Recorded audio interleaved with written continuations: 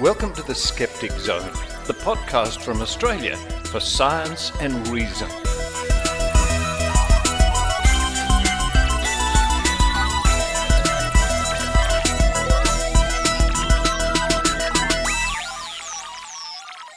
Yes, it's the Skeptic Zone podcast, episode number 758 for the 16th of April 2023. Richard Saunders coming to you from Sydney, Australia, where the weather is a bit overcast and a little bit of rain.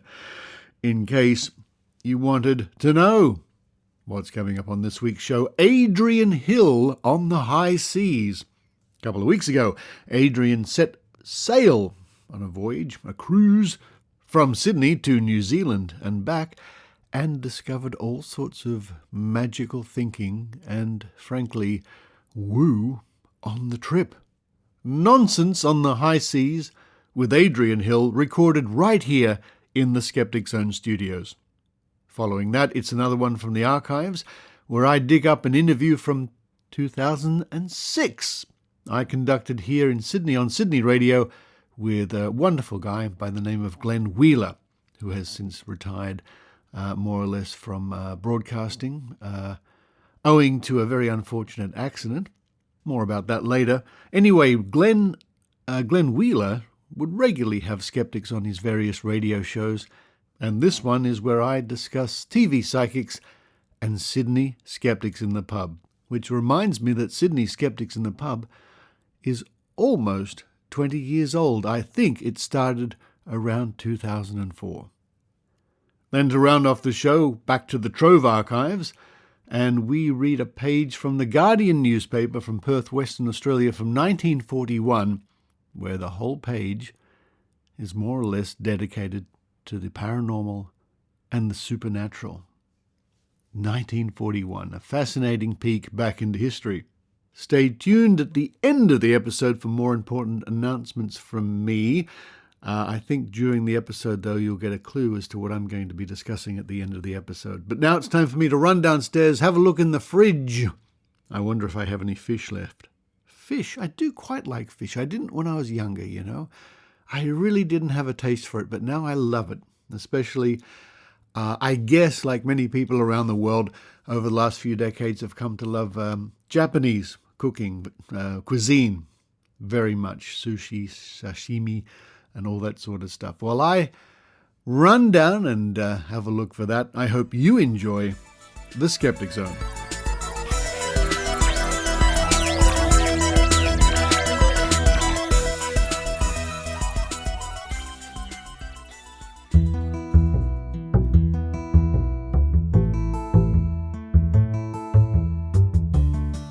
You can count on Adrienne with Adrienne Hill. Welcome to the Skeptic Zone studios, Adrienne Hill. It's so exciting to be here. Finally, I get to be here. You're right here at the desk where the show is recorded and produced. You're on your red microphone. I'm on the blue microphone. Yes. And you've just recorded the news, which you heard, listeners would have heard last week. Yes. And what we're recording today will go out on the next show next week, which is the current show, listeners. It all works. You know, this traveling back and forth in time and recording before and everything.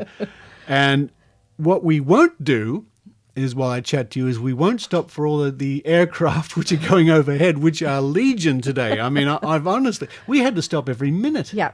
What should have taken about 15 minutes to record took us a lot longer.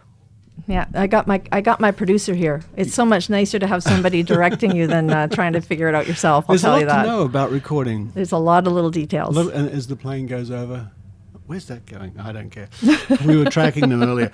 Adrienne, wonderful to have you here in the studio. It's very rare I have a guest right here in the Skeptic Zone studios themselves, apart from the cats. I met one of them. You met one of them. Mm-hmm. Maud, the cat you met. Before she ran away. Now, let's get down to it. You've just come back today. Mm-hmm. In fact, you got off your cruise. You went from Sydney and you cruised to New Zealand. Yes, we did. Cruised around and it was wonderful. Came back to Sydney. And what can you tell us about what you discovered? Well, as is typical from my understanding on most cruise lines, there's a lot of pseudoscience that happens. And particularly, of course, in the spa. But oh, you mean the wellness center, the Yes. retreat area? Yes, I've seen Yes. those on cruises. Yes. So, of course, the typical things they do, they have acupuncture. And we had some pretty rough seas this time around. Oh, yeah. And I usually get seasick very easily, but I have a lot of medication that helps me get through it. Yeah. And it works very well. And, of course, they advertise for seasickness.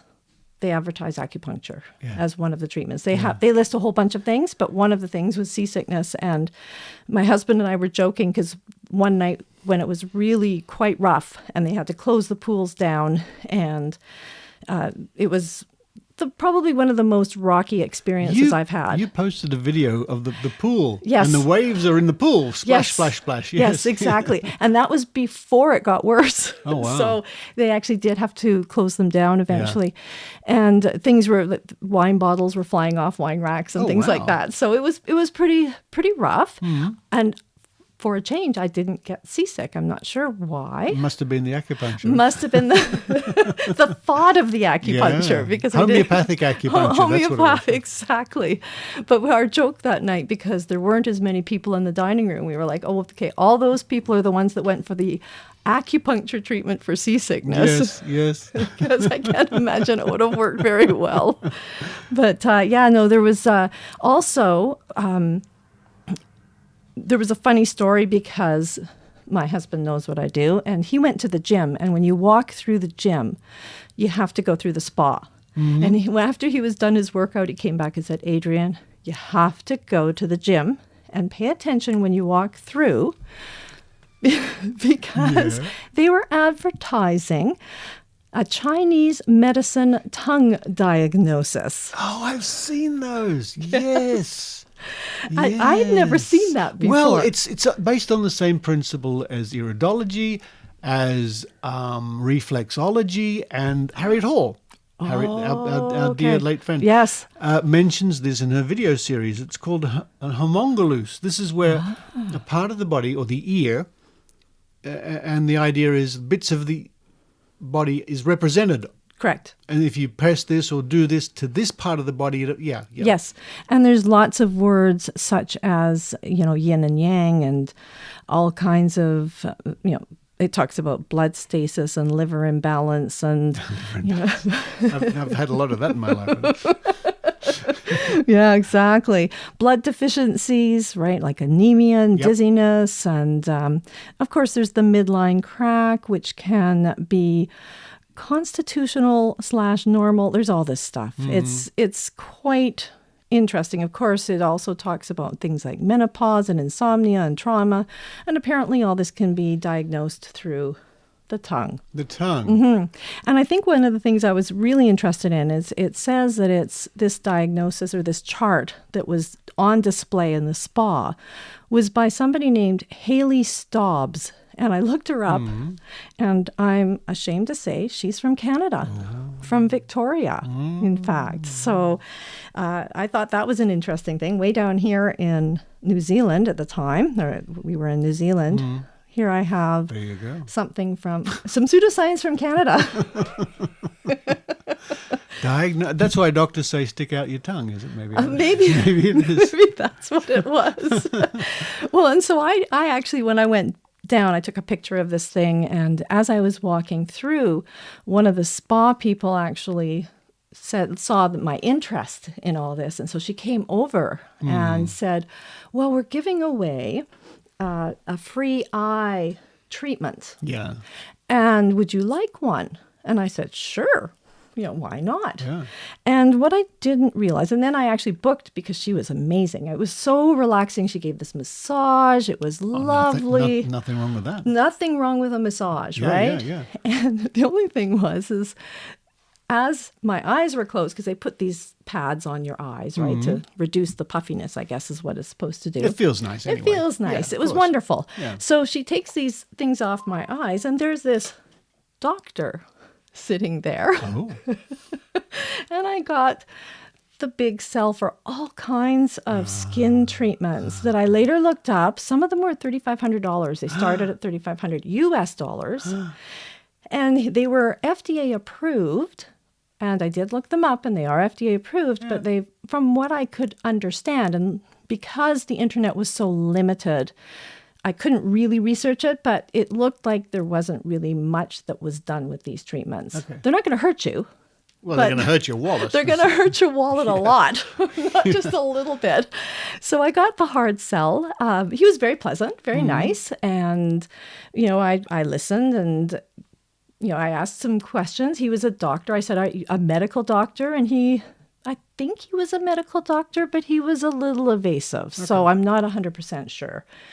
And so anyway, I booked, because this woman was so wonderful with her little eye massage, I booked a full facial. They had this deal on that was really attractive. Yeah. So I came a couple days later, and it was wonderful.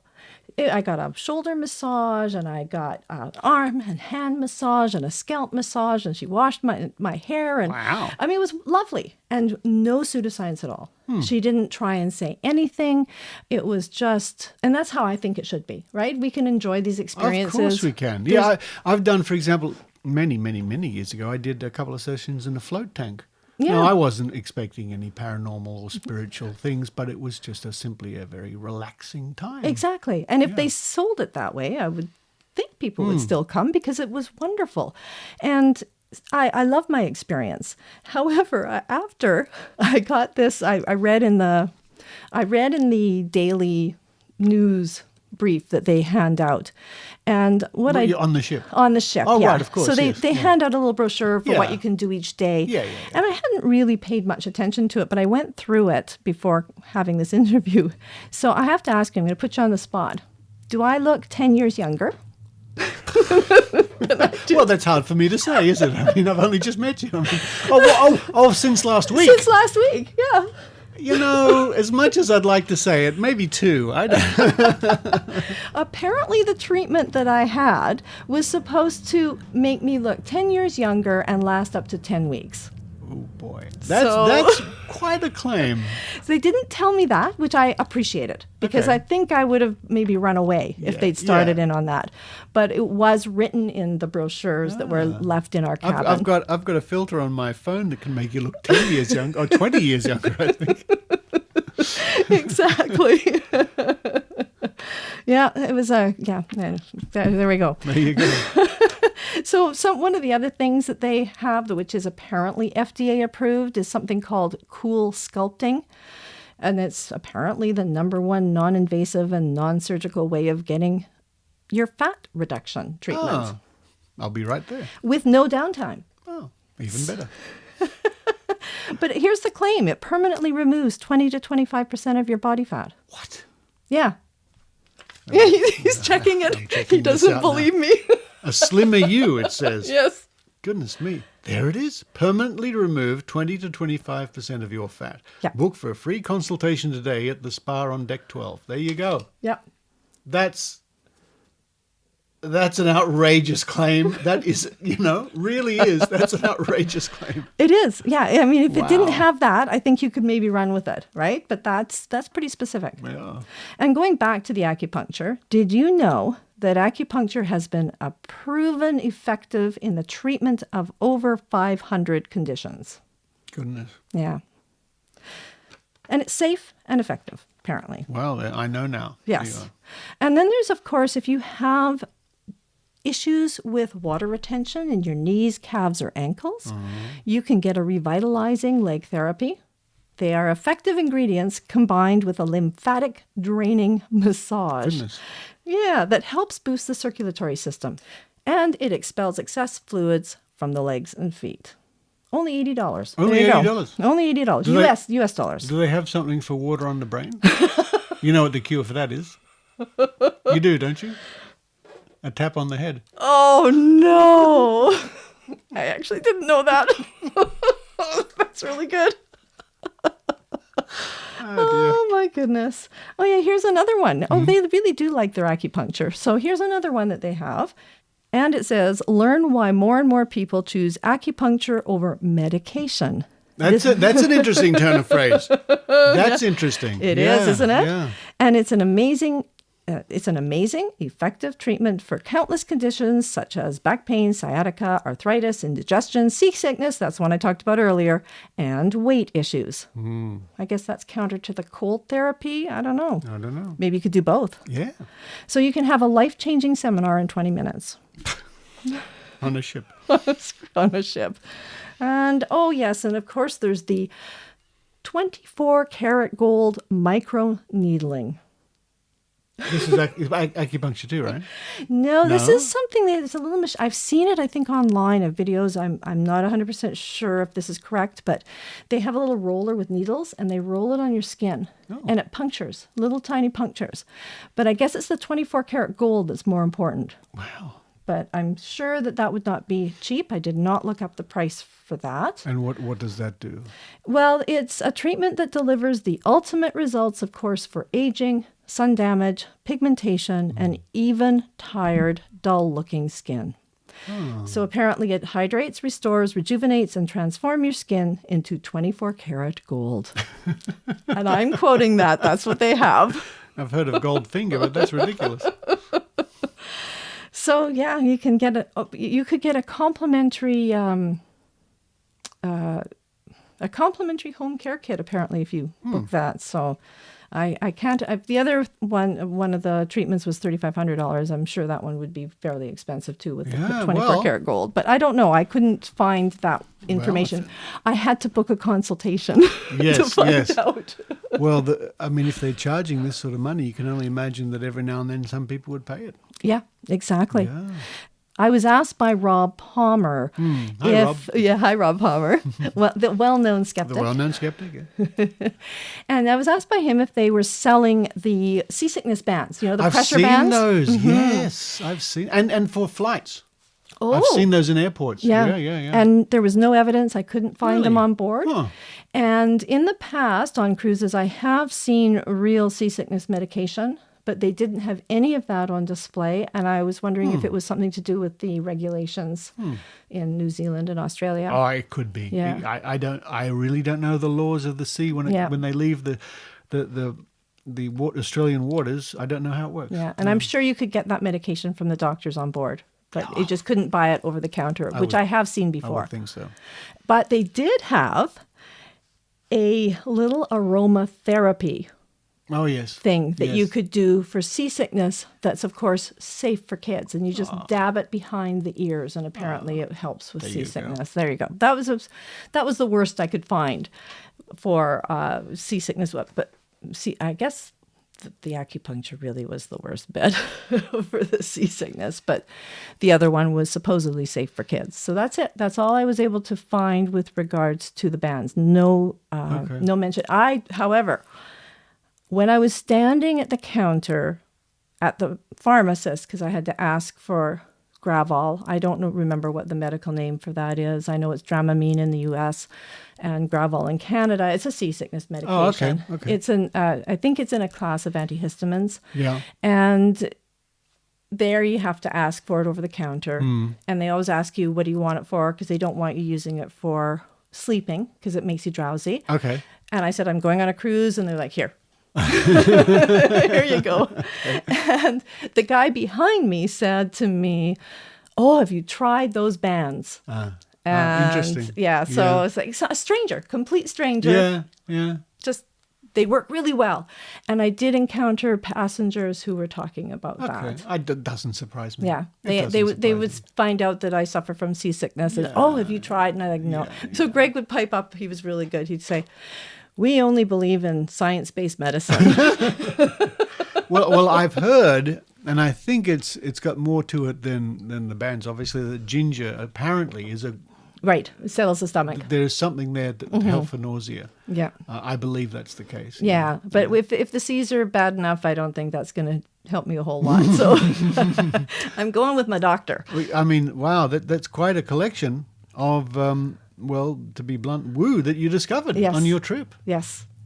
And we didn't even get into the ones that we had on the tour. We had one tour operator who told us if you eat kiwi for 2 kiwis per day.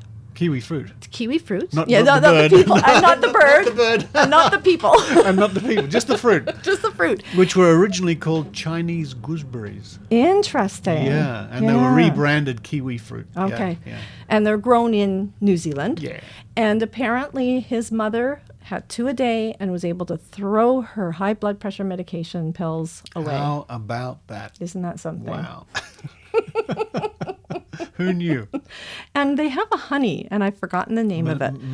Manuka, that's it. Yes. Apparently that's famous for being counterfeited. Oh, interesting. Apparently, and this is off the top of my head what I've heard, there's a lot of fake Manuka honey around. I'm not surprised. Well, apparently this fellow put it in his coffee every single morning, and he hasn't been sick for 29 years. Right. As Dr. Eva would say, right. But he was a smoker. Well. Okay. So, smoking, I guess, is good for you too. I don't know. Must be good for you too. If he hasn't been, that's it. That's the secret of Maybe the honey counteracts the smoking. I don't know. It does. But what a trip. Yeah, it was a wonderful trip. I mean, you had a great trip regardless of all the woo you encountered. We had a great trip, and I enjoyed my experience in the spa, even though there was all this stuff around me. It was a wonderful experience, and all the people I met were really, really great. The staff was amazing, and the countries, oh my goodness. Well, first Sydney. We were starting off in Sydney. Yeah. Loved our 10 days here, and the 2 islands of New Zealand. Yep. Beautiful, stunning, great people. Yeah. Wonderful But experience. surely the highlight of the whole tour was being interviewed by Maynard. Surely. Oh, I think that's a close second to being in the studio of the Skeptic Zone podcast. There you go. Well, Adrienne, again, what a pleasure it is. And I'm glad we got to meet up again. Yes. Because Me too. You're in town only for not even 24 hours. Not even 24 hours, Then you're off again. But for now, from the very table at the Skeptic Zone studio, Adrienne Hill, thank you very much. Well, thank you so much for inviting me. It's been so fun to meet you in person, and you guys have treated me royally, I must say. It's been wonderful.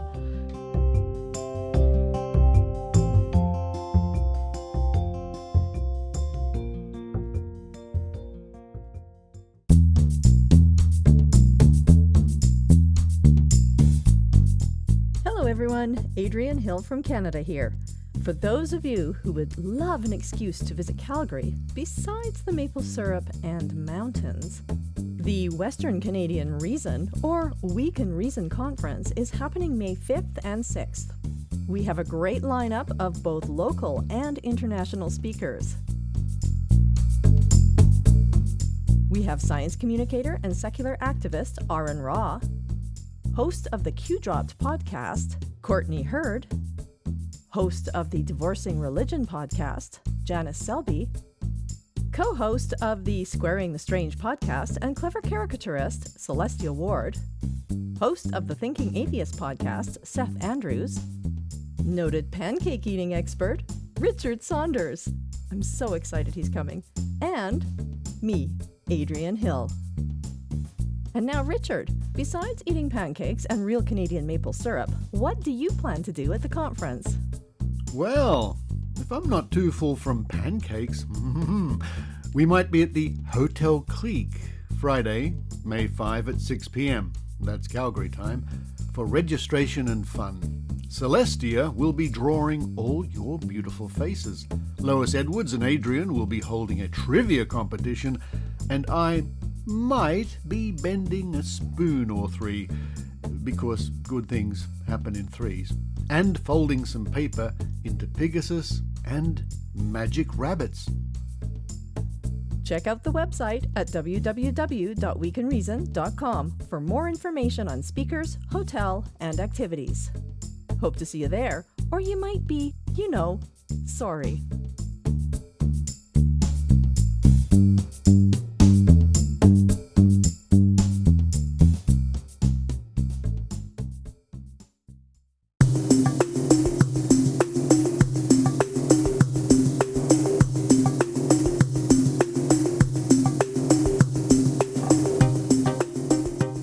started being a skeptic here in Australia, and I started appearing on the media, television and radio. One of the people I would regularly contact and who would regularly have me as a guest was the radio and TV presenter Glenn Wheeler. Now, very unfortunately for everyone concerned, Glenn Wheeler was involved in a motor scooter accident in 2015, and this meant he was unable really to continue in his broadcasting career. However, in the year 2021, Glenn was awarded the Order of Australia Medal for his media career and charity work. Now, Glenn was at heart a skeptic, and I remember once, many years ago, bringing him the book by Ian Rowland, the Full Facts Book of Cold Reading, which he devoured. And after then, for a while on his late night radio show, he would give fake psychic readings to show people how some of the tricks worked. Here, from the year, as far as I can best determine, because I don't have a label on the recording, I think it was from the year 2006. I appeared on one of Glenn's radio programs. It could have been a late night program, when he was on the radio station 2UE. And this time I appeared to talk about Sydney Skeptics in the pub and other things. And it's fascinating to hear that although this was not too far from 20 years ago, how little things have changed.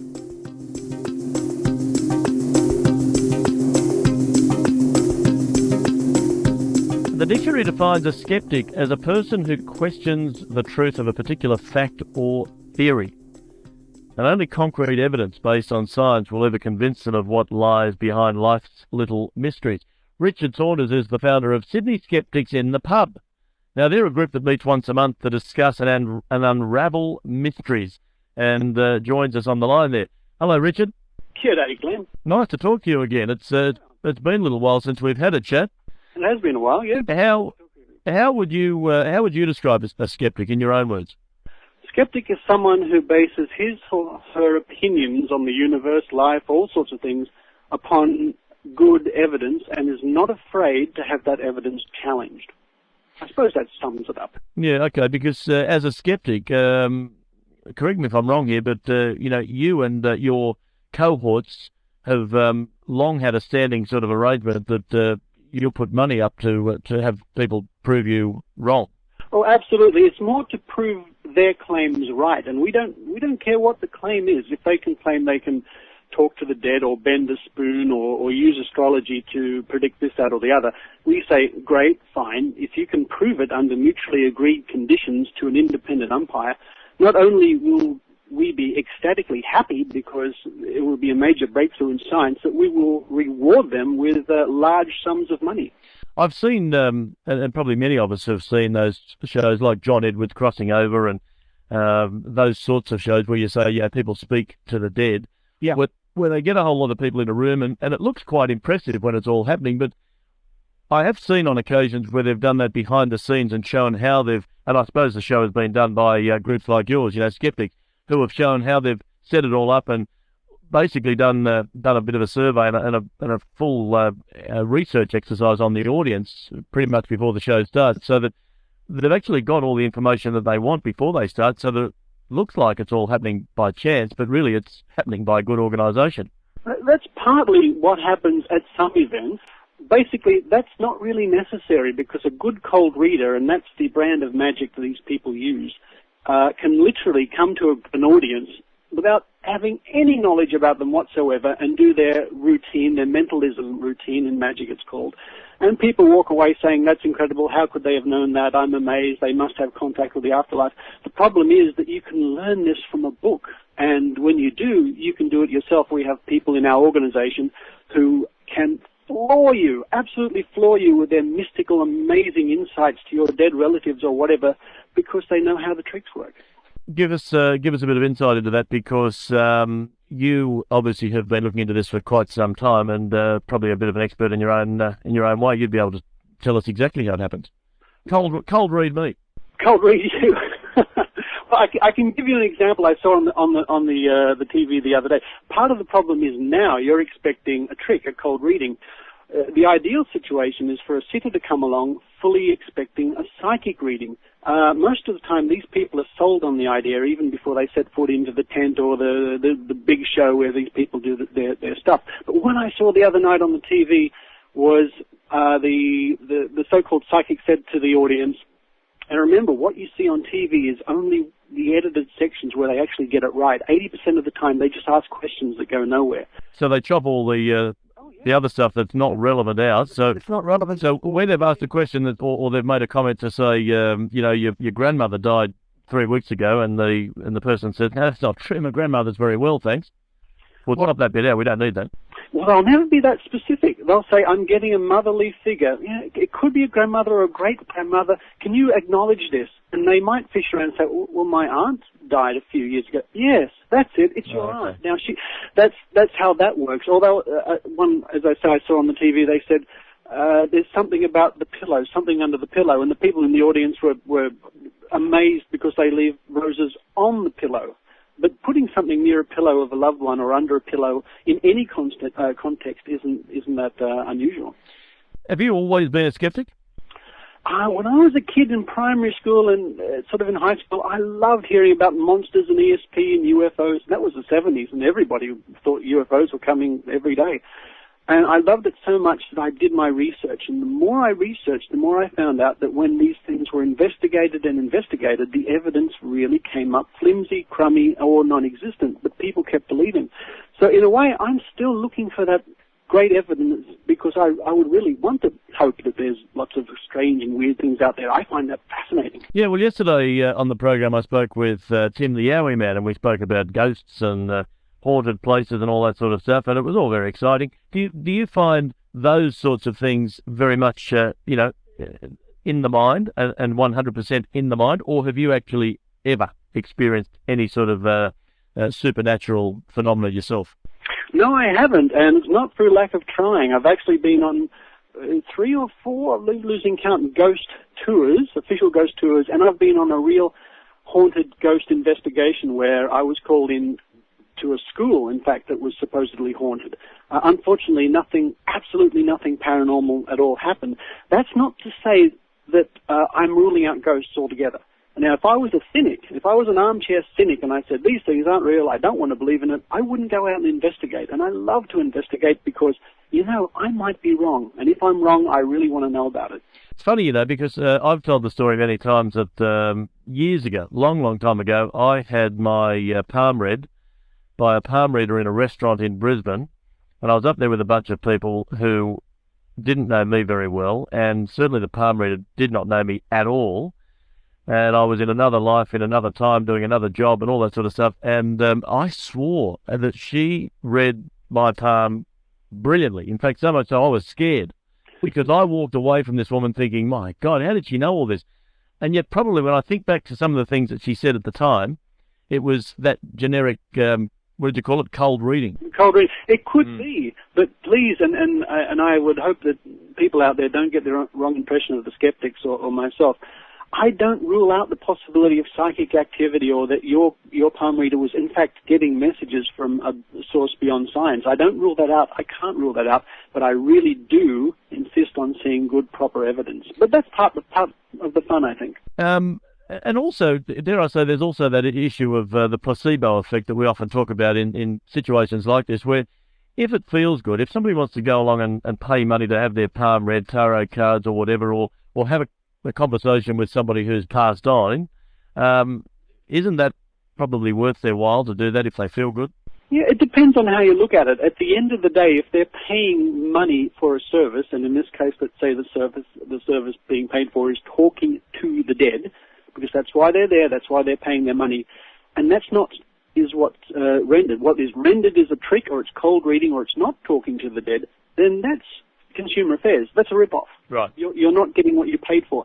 But I'm not saying that those people, they walk away, yeah, they can feel better about it. Just a bit hard to prove whether you're getting whether the service is being delivered or not, isn't it? Yeah, it's very hard to prove, and that's one of the things we'd like to try and do. You've got more chance of being able to measure a politician's promise than being able to tell whether they've got in touch with your dead grandmother. Now, there are some things we just don't touch. That's Well, let's not go there. What made you set up the Sydney Skeptics in the pub? Partly because it's good fun to chat about these things with other people. I mean, it's enormous fun. We get to talk about aliens and UFOs and talking to the dead, and in a nice, relaxed situation. And it's also to give other people who think we're ratbags and lunatics and I don't know what they think about us, gives them the opportunity to come along, sit down, have a good chinwag with us, and suss us out. And if they still think we're ratbags and loonies, they're entitled to their opinion. And we offer Sydney's only free spoon-bending lessons. So go along and learn how to bend spoons. And do you have to provide your own spoon, or do you have the spoons? We provide spoons. They're perfectly normal spoons, but we don't expect people to bring their mum's good spoons. So we provide spoons, and we teach. It was quite funny. And the last one, we had people lined up all their spoons, and by the end of the night, everybody could bend spoons like Uri Geller. Uri Geller, eh? I'll never forget Uri Geller on the Don Lane show. Yes. Yeah, one of the great moments of television. That's exactly right. There was that other bloke too. Remember Rudy somebody or other? James Randi. James Randi. That was the bloke that Don Lane got up and tipped the glass of water and said, "Piss off out of here" or something. He wasn't happy. I'll never forget that. Now, all the details are on our website, www.skeptics.com.au. At 6 p.m, upstairs, grab your dinner, grab a drink, and we'll get into the spoons. Fantastic. And you don't have to worry about bringing spoons because you'll supply the spoons as well. Very good. Good to catch up with you again, Richard. Thanks for that. Thanks, Glenn. All right, Richard Saunders there, the founder of Skeptics in the Pub. And if you would like to go and find out more and partake in one of their little discussions, then you can join them.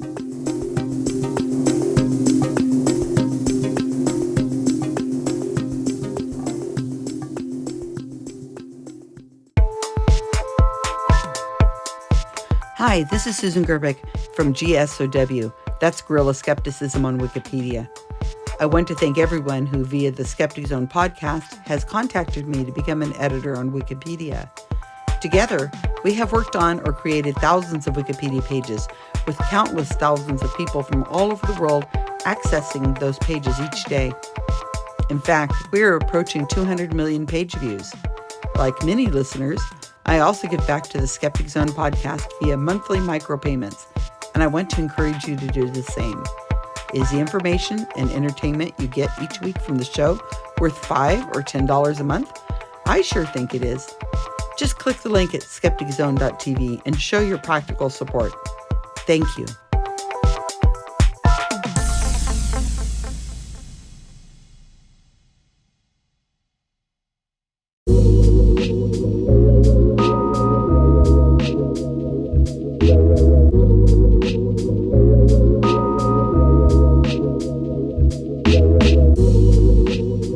Time once again to look into the pages at Trove. At trove.nla.gov.au, your online resource from the Australian Government and the National Library of Australia. And as we discovered last week, the service will continue after receiving new funding from the government. Good news!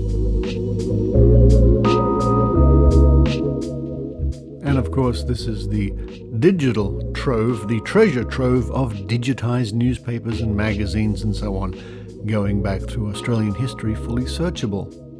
And in the Trove segment, I normally look up a psychic, paranormal topic, something to do with the general idea of the Skeptic Zone. And I was searching for, this week I was searching for psychic animals and psychic dogs and cats and things like that. And I came across a page in a newspaper called The Guardian, published on the 14th of February 1941. And almost the whole page, there's only 4 pages in this publication, but the whole page 4, it appears to be, is almost dedicated to psychic phenomena.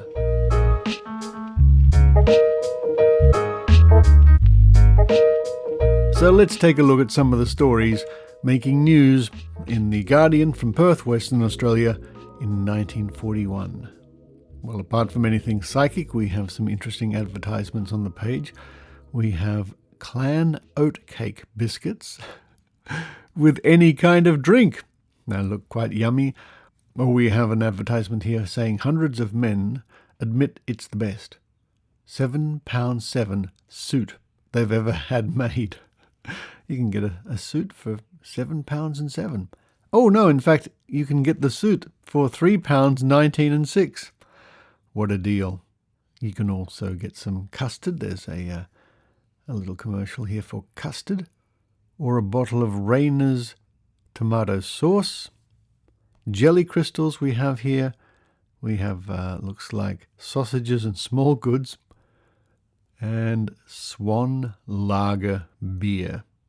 That's a lot of advertisement on this page, but there is also a lot to do with psychic news. Here we go.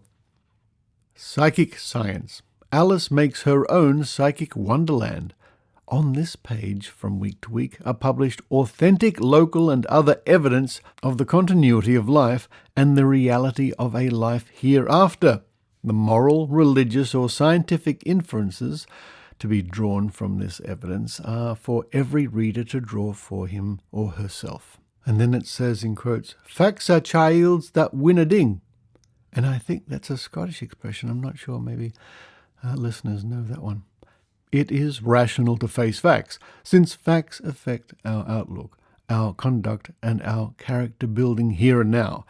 What a man knows, and knows is in capitals, he takes into consideration. Man, know thyself is a common sense injunction, and in this particular, it is certainly not true that, quote, where ignorance is bliss, it is folly to be wise, end quote. Make of that what you will. And after that preamble, we get to the story. Alice Bell Kirby, a 13-year-old American girl, became a sensation overnight because of psychic phenomena that occurred in her presence. Many American newspapers carried stories about her, and she was featured on the radio. Joseph Dunginger, the magician who has for years thrown out wild challenges to mediums to get publicity for himself, refused an offer of $20,000 if he could duplicate her phenomena. In this girl's presence, tables move without contact, a piano has slid across the room, the medium and other sitters have been levitated, while blindfolded she has read and answered written questions, and the room has vibrated to such an extent that the furniture rattled. Goodness me, I would have liked to have seen that. Now Eric E. Montgomery, who has been in close contact with the girl all her life, and who has studied her phenomena, has disclosed to the Journal of the American Society for Psychical Research an astonishing séance at which the table was levitated in broad daylight in the open air, in the presence of 7 people. The walking table.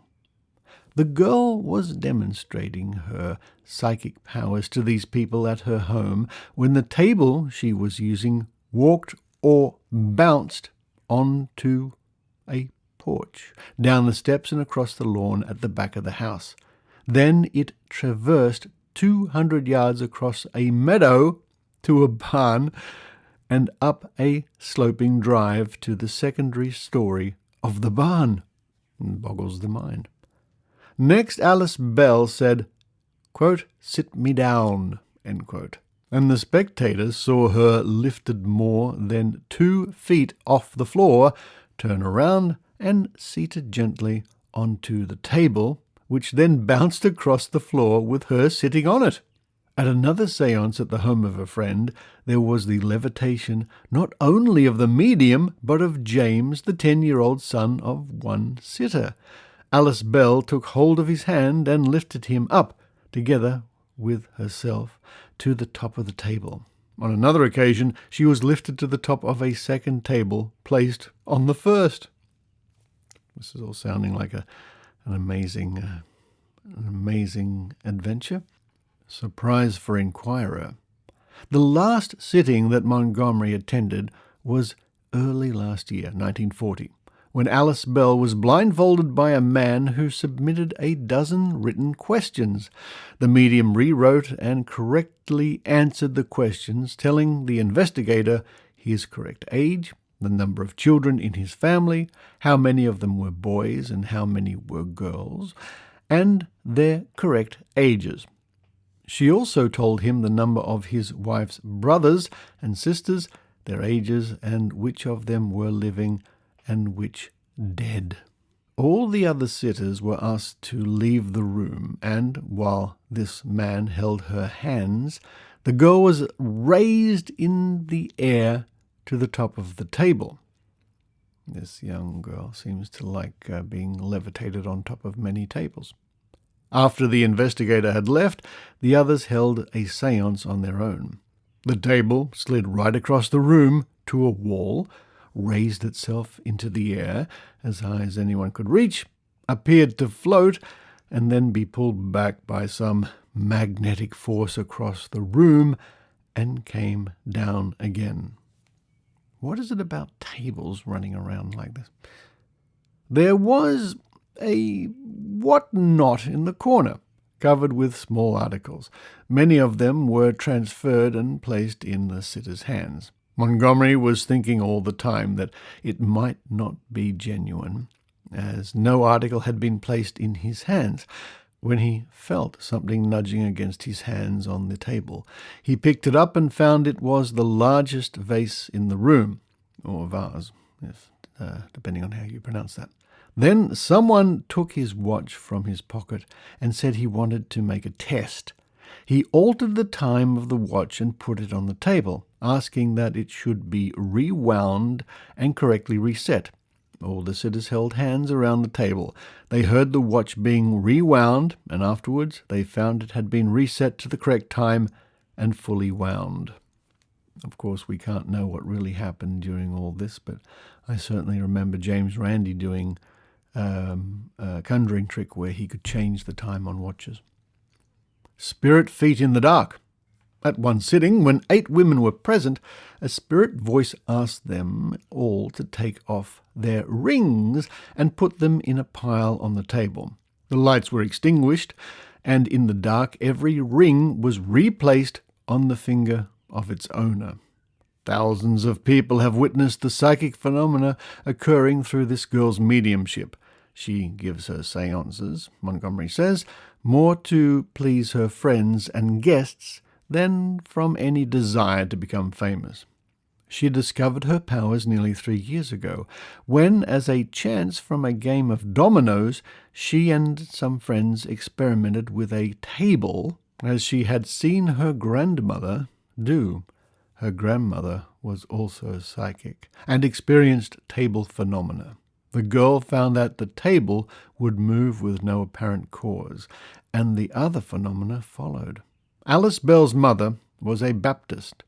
The girl claims that all her demonstrations take place with spirit help. Wow. I mean, wouldn't it be good if this was true? You can imagine how it would be convenient for furniture removalists. And here's the next story on the page, Psychic Animals. And that's why this page came up in my search when I was searching for psychic cats and dogs and things like that. Psychic animals. Proof that domestic animals are psychic is to be found in the fact that few are killed or injured in air raids. A bomb which fell in one home district, and that's referring to England, practically demolished an animal first aid post. Rescuers feared for the safety of a dog who was taking shelter, but he was all right. They found him merrily wagging his tail amidst the ruins. An ARP animal guard states that though, in her district, cats continue to walk the streets during the bombardment, she has not heard of one being injured by shrapnel. And we have another story here. White fox. Remarkable test to newspaper editor.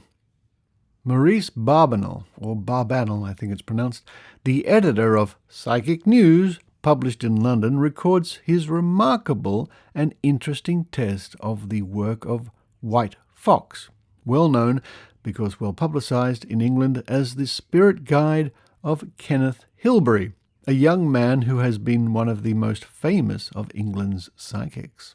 Barbanel records that he had made 3 requests to White Fox, all associated with people who were missing. Quite unexpectedly, he volunteered some information which, at the time, I could not understand. 2 friends of mine were sitting with Kenneth Hilbery when White Fox asked them to take down his message and give it to me. "There is a boy here. His name is Bobby. He is a sailor and passed on the Courageous." And we assumed that's possibly the name of a vessel. And indeed, a quick look. HMS Courageous, World War I era British warship, later rebuilt as an aircraft carrier. Well, there you go. "He comes across because he wants his mother to know his brother is safe. His brother's name is Clifford. Clifford is a prisoner, but he has not passed over. There will be news of him before the end of this month. Bobby sends his love to his mother." The message ended with a request to me not to lose the snapshot of Bobby's brother. The notes were read to me in the morning after the sitting, but I shook my head, saying, "I do not know what White Fox is talking about." A few moments later, I left for the office. When I opened my mail there, I found a letter from Mrs. Ada Jackson of Dagenham, of whom I have never heard. She wrote, "I hope you will pardon my asking you for help in my desperation. I am the mother of 2 sons. The youngest, Bob, died in the Courageous, and now the other has been missing since Dunkirk. I cannot stand this suspense much more, not knowing whether my boy is dead or alive. The Red Cross and the War Office do not know. Please, can you help me? I enclose a photo of my boy, which may help." Attached to the letter was the snapshot. "When I read the letter," writes Barbanel, "I knew that White Fox had supplied me with a remarkable spirit test. Mrs. Jackson is unknown to my friends, who had the sitting, and is a complete stranger to Kenneth Hilbery." Well, I wonder what the real story was there. And it just reminds us of how in wartime, in the First World War and the Second World War especially, that many desperate and desperately worried parents and husbands and wives and so on were beside themselves, not knowing whether their loved ones were dead or alive. And here's the next story on this page. Police consult psychic. One of the most famous psychics in Canada. Canada? Is Reverend E. Hudson, who never had any schooling in his powers, but, quote, suddenly became aware of his ability to psychically read and write, end quote. Hudson, following in the wake of others with psychic gifts, established a church in the district where, quote, ignorance is bliss, end quote. And the police, following antiquated laws, were compelled to pay him surreptitious visits to, quote, trap, end quote, him. However, years of police experience served to waken the Montreal police to realities, and they now often finish their official visits with unofficial sittings. When they arrived disguised, he used to sense their masquerade and tell them who they were, giving them their official numbers. There are now quite a number of Montreal's Ds, which I guess means detectives, who look upon an instruction to visit Hudson as a night out for themselves, whilst formally observing the law. And that story rings a bell. I wonder if that's crossed our session here in Trove before. Possibly it has, in a Trove about police psychics. Now, there are other items on this wonderful page, this fascinating page, but we'll end with the center item in a big box here, right in the center of the page. Perth Psychic Research Society. The second meeting of the Perth Psychic Research Society, men's branch, was held in the Society's headquarters, 900 Hay Street, Perth, on Tuesday evening, when, through the instrumentality of Mr. J. Higgins, some interesting manifestations of spirit, mental, presence of both the departed and the living were given to members. An experienced member related an interesting case of personal clairvoyance. He described how he saw, in a psychic vision, a man sitting on a veranda shoot himself. When he went home that evening, he was greeted with the inquiry, quote, "Have you heard the news?" End quote. It was the news of an acquaintance who had shot himself. Quote, "Did he shoot himself on the veranda?" End quote, asked the homecomer. "No, he shot himself in West Perth," they told him. Nevertheless, the details were published in the West Australian the following morning. They showed that the suicide had not shot himself in West Perth, but at his home in his own suburb, on the veranda, just as the second sighter had seen him. Asked whether this could be described as telepathy, the member replied that telepathy was only a name for spirit vision. Both in and out of the flesh, man saw at times with spirit eyes, and telepathy between the living was no different to vision between the so-called dead and the living. Man was from birth a spirit, and the fact that the multitude did not see spiritually or psychically was because they had not developed their own spirit faculties and saw only material objects with material eyes. It was described to a meeting. It was decided to meet again at 900 Hay Street on Thursday, February 20th at 8 p.m. Meantime, the secretary, Mr. Higgins, agreed to be at headquarters, 900 Hay Street, Perth, each Friday afternoon to meet visitors and answer inquiries. Where available, authentic literature would be made available to inquirers.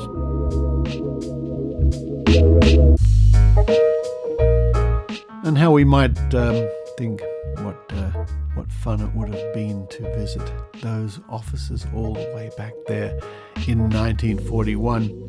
But particularly, I think it would have been interesting to visit the home of this girl mentioned, Alice Bell Kirby, a 13-year-old American girl, as it's written here in the paper, who seemed to have great trouble in keeping her tables still.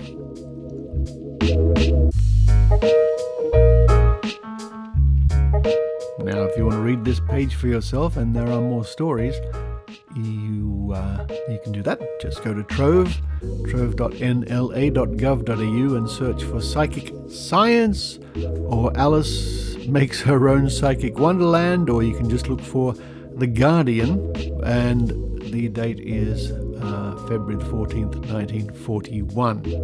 It doesn't take too long to discover this page. There's also another story here about Perth Family's Gift. In Perth, there are many families in whom the psychic gifts of clairaudience, clairvoyance, etc.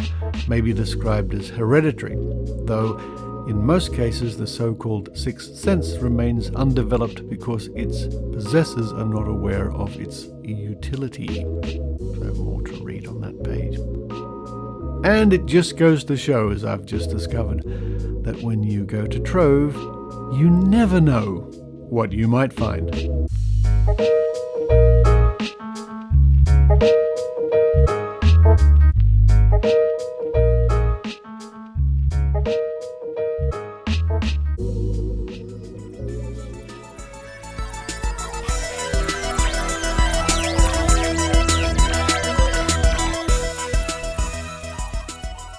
Thank you for listening to the Skeptic Zone podcast this week and all the weeks you listen to it, and thank you very much to my continuing sponsors and supporters and the new sponsors and supporters out there. And if you'd like to contribute to the show, be a supporter, just head to skepticzone.tv and click the PayPal or Patreon link.